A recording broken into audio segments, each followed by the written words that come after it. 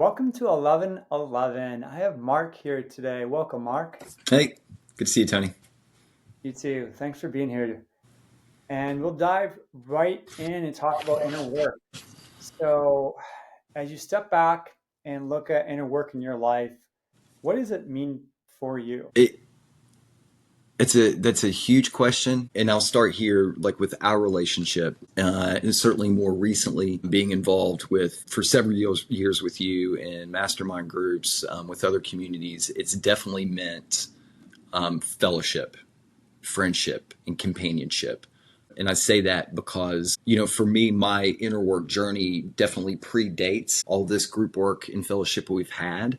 And I have certainly had the experience that having fellowship in the context of an inner work journey not only supports that journey, it makes it more livable, I'll say. I mean, it gave me an ability to abide in that journey more peacefully than I might have otherwise if I'd been going it alone. So certainly fellowship, inner work has meant fellowship. And I feel like that's almost been like the result in some ways of my inner work journey.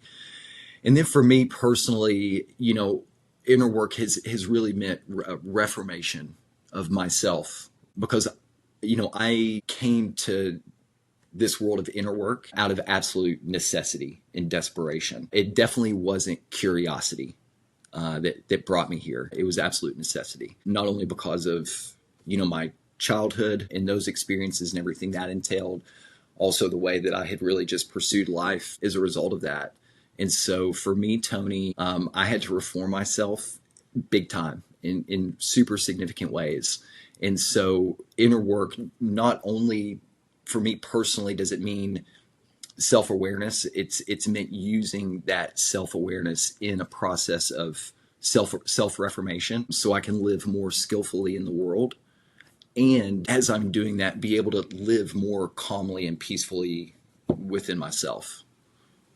Excellent. It's interesting because people come at this in different ways. Sometimes a breakup, sometimes just curiosity in life. And you mentioned necessity too, which is another angle into it. And once you started to jump into it, what do you think it was that really helped you stay committed to it? Love, for sure. Love.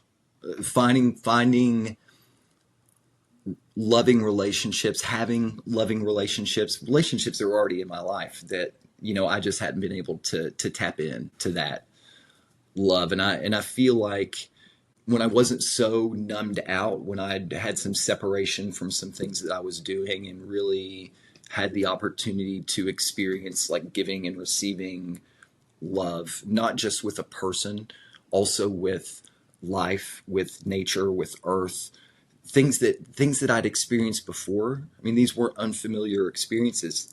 They might have felt like primitive childhood sort of experiences, but certainly it was feeling alive and connected with life and love kept me in it. Great. So I'm curious, how did you become more aware of your surroundings like that? Well, so for me, Tony, and I won't spend too much time with my childhood, but suffice it to say, I identify as and always have identified as a sensitive person, meaning aware of my environment and changes in my environment. I've always felt sensitive. For me, growing up in a situation where, I wasn't taught some of these skills around not only identifying emotion, things we do in inner work groups, learning how to identify emotion and understanding what you're feeling, not having that skill set, also not having the skill set of being able to manage emotions and regulate emotions, led me to a situation of numbing, and most often with alcohol. And what I realized when I got through that haze and started to live life, and I'm speaking to you also, Tony, as a diagnosed obsessive compulsive, someone with obsessive compulsive disorder, not I'm so obsessive compulsive, like literally the thing. The sort of intrusiveness of my mind combined with an inability to cope with the emotions that I was experiencing led to that constant numbing out.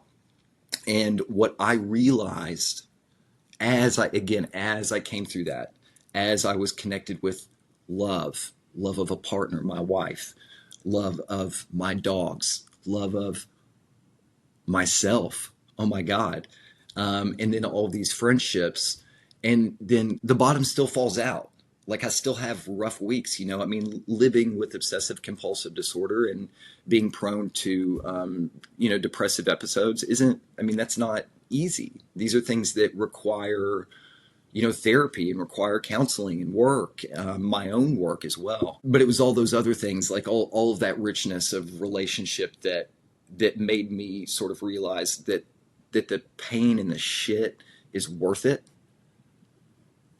Like if you're and I mean, waking up like every day and seeing and being next to things that made me thankful I'm alive. Mm. So I feel like from a practical perspective, taking that experience, now I can call that knowledge because I've experienced it, and applying that, what that looks like is literally expressing gratitude every day and having a ritual for expressing gratitude, not just in a fixed way every day, also as I go through the day. Acknowledging the things around me that are wonderful and that are nice and that I enjoy. Um, because I am and historically have been so prone to, at least mentally and emotionally, going to what's wrong, to what's going to happen, to when's the shit going to hit the fan. So, a lot of just proactive mindset work, I would say.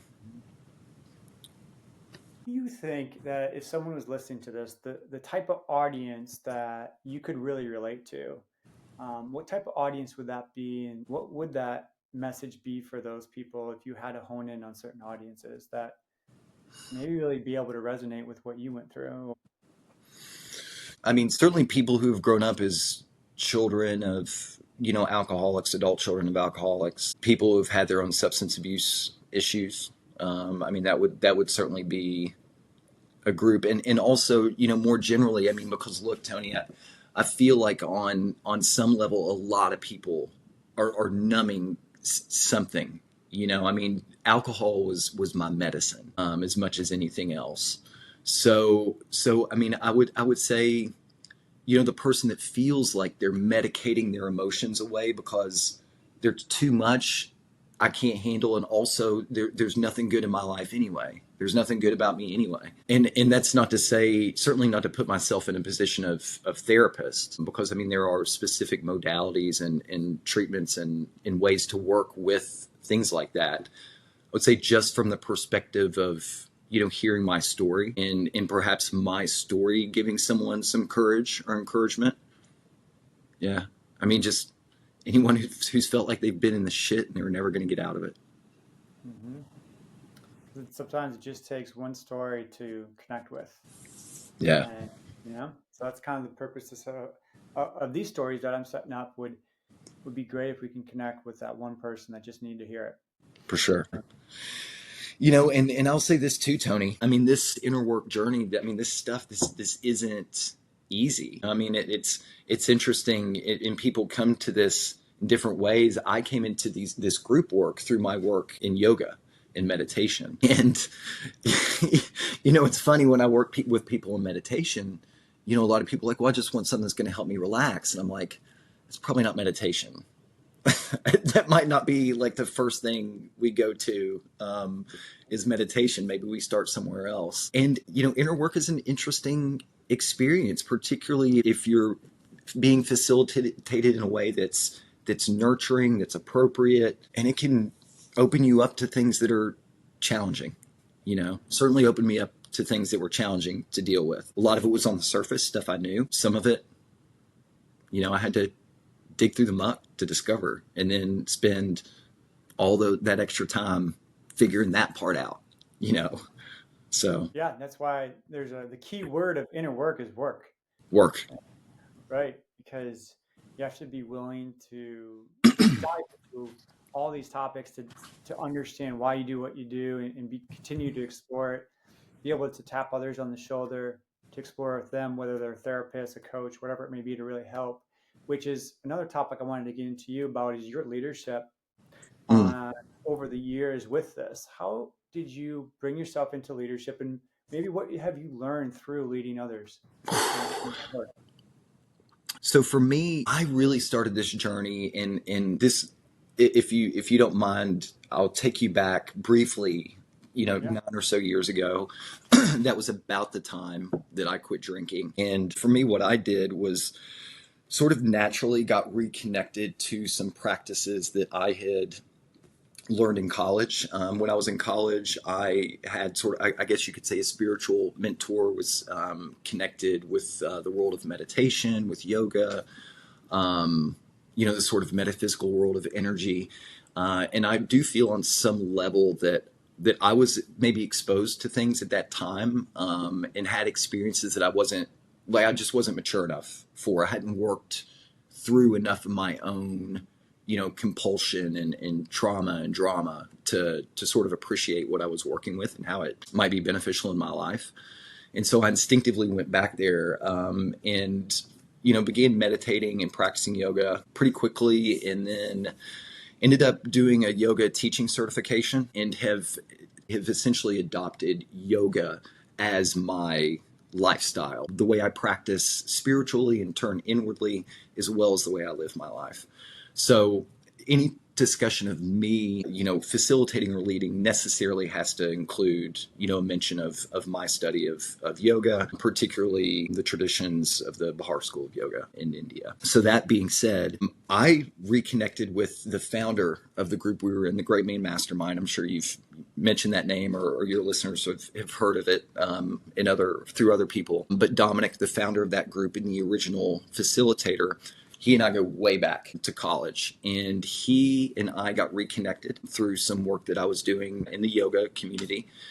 And he brought me in as a co-facilitator of our very first mastermind group. This would have been back January of 2020, when this was all forming. To kind of be the yoga guy, the mindfulness guy, and also to support him behind the scenes.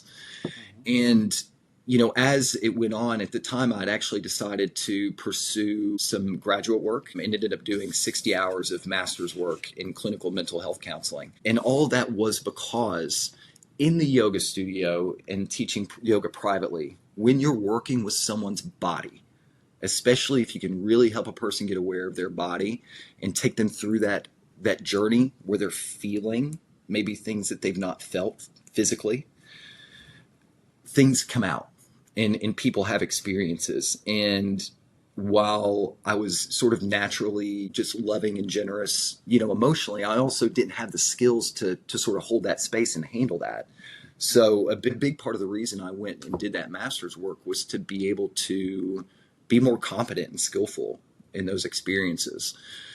And so I ended up bringing a lot more, I feel like, than just being a yoga teacher, certainly into that space. And my role definitely evolved over time to, kind of doing some content, certainly facilitating and leading more sessions at our retreats, to eventually, in the last year and a half of the group, becoming the director of the group. Not something, not something that I at all expected to do, by any stretch of the imagination, but something that I was honored and grateful to be the one that you guys wanted to bring this whole experience in for a landing. And so I was certainly grateful for that experience.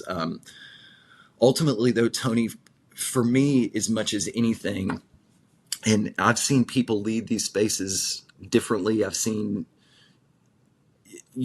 different levels of, I would say, showmanship versus laissez-faire, and a lot of things in between. And for me, if there is one skill above all else that a person in a situation of leadership in a space where men are exploring their inner worlds, it's the ability to listen. Mm. To listen, and not just listen, actively attend to what people are saying and how they're feeling, regardless of what concepts you think you've got and what you're teaching and how you've done your lesson. Listening. We're there to serve. And for me, the best way to serve is through my honest and loving attention. I'm glad you brought that up because I feel like a lot of people may begin to understand that they need to listen more and give less advice. And but when they do that, there might be this moment of awkwardness where how do I effectively hold that space? What should I say? What should I, not say? Is there any other tips to really help hold space? Great question. And this is applicable. This is applicable to anyone, friends, partners, coworkers, whatever. And the first thing I would say is just check in with yourself. If someone's talking, notice if you're also talking. Just formulate, okay, they said that, so I'm going to say this. Okay, that's it. Okay. That's step one. Just notice what your process is while you're listening to someone, because to listen, you have to give all of your awareness and all of your attention over to your ears, and you have to really be involved, totally involved in what the other person is saying. So be prepared to be totally involved in what another person is saying. The thing that I've discovered, and the thing even in the counseling program we talk about, it's almost like an inside joke, is that people want to talk. If someone gets started, they're likely to keep going. So what I would say is let someone get started. And part of that is becoming comfortable with silence. Those are murky waters you've got to go swim in. The only way to get comfortable with silence is to be uncomfortable in silence many times. So get over it. It's never going to feel comfortable for the first time. You got to get through that. Eventually, silence will be okay. Silence is appreciated. Silence is wonderful. And I say that being on both sides of these conversations, some people need time to gather their thoughts. Mm-hmm. Some people need a moment just to check in with themselves. And if someone's always on the other side jabbering, that can be counterproductive. And as someone talks, if they come to a pause, let there be a pause. Let there be more silence. If you're not sure what to say, two great questions. Or actually one question and one invitation. The invitation is, go on. Mm-hmm. The question is, tell me more. Mm-hmm. When it's all said and done, you can thank the person for sharing. And you don't have to fix. Your role is to listen. And this is, and I can't express this enough. Like how many people out there want to feel heard and want to feel seen in their experience in life, because now, our attention is going a lot of different places, and there are a lot of people out there making a lot of noise that get a lot of attention. But little old Joe and Jane going about their daily business, maybe not. And maybe just once they want someone to hear them. And to me, the best way to hear a person is give them space. If that means silence, to talk. Don't interfere with my mouth, and ask them to go on and tell me more. I really liked how you say practice being with silence because I do think that is what people need is to get used to that awkwardness so that you can evolve in that space. And so I really like that. And do you see anything else, on this topic that you would like to share? On the broad topic of inner work, Yeah, something that comes to mind through our conversations or just in general, if you step back and look at what you've learned over the last how many years that you've been in here, that could be some sound advice or just a thought starter for people to leave with. I would encourage people just to have some understanding of what it is. Not necessarily that they hope to gain, because I don't want to encourage people to get just attached to expectations and outcomes, but maybe check in with what it is you want to learn about yourself or what is going on in your life that you would like to explore. I definitely feel that if an individual can come into this world with some intentionality and with some willingness to really share about and explore some areas with other guys, it's going to be a lot more fruitful than the person who's kind of like, well, I'm going to sort of just listen in and see what it's like. And if you're going to do it, I encourage you to get intentional and be involved and participate. And also, if being in the world of inner work leads you to a place maybe where you have to work on some deeper wound, or you encounter something about your own life that requires more skillful hands than perhaps your peers in a group, go get that help. Because for the most part, and this is important to understand, by and large, the people in this world who are sort of running and facilitating these groups are not licensed mental health counselors. For the most part, it's people that have had maybe some informal training, maybe credentialed, maybe not, all very well intending, and many of them very good at what they do. Also, just be prepared to, if you need help beyond this, to go explore that help as well. Yeah, that's an important message, Mark. I think inner work with those that may have experience with is a tool, but the more powerful one when you really need that help is to seek that professional help. And this is, yeah, you're exactly right. And in the world of men's inner work is a mental health field, period. We're dealing with mental health, we're dealing with spirituality. And so, these are areas that deserve like our care, our thoughtfulness, and our earnest, damn best effort to make sure that we're doing right by the people we're serving.